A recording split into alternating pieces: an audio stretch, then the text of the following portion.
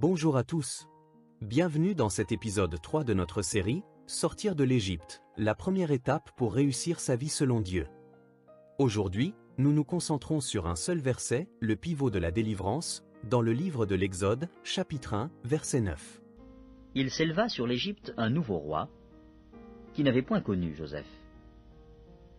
Il dit à son peuple, « Voilà les enfants d'Israël qui forment un peuple plus nombreux et plus puissant que nous. » Ce verset révèle une vérité fondamentale. Plus tu te multiplies, plus tu deviens puissant.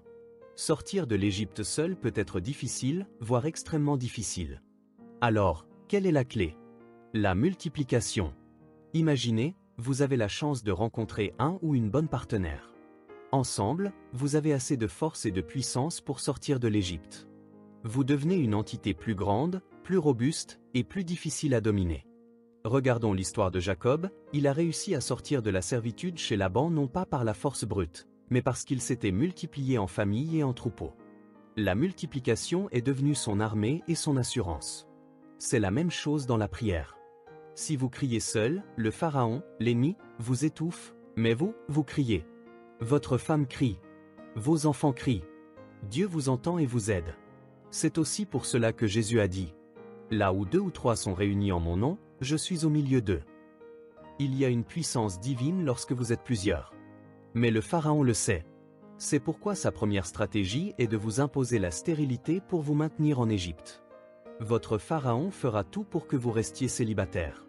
Et si vous vous mariez, il fera tout pour que vous restiez sans enfants. Il peut s'agir des enfants physiques ou des entreprises. Car le travail est comme le mariage, et une entreprise qui marche bien est comme un enfant qui est né. C'est une nouvelle source de vie, de revenus et de puissance. Maintenant, attention, il y a un danger dans cette multiplication. Moïse, pendant sa captivité chez le prêtre de Madian, a eu une femme, Séphora, et un fils. Mais, au moment où il allait délivrer le peuple de Dieu, Dieu a voulu le tuer. Pourquoi? Parce que son fils n'était pas encore circoncis.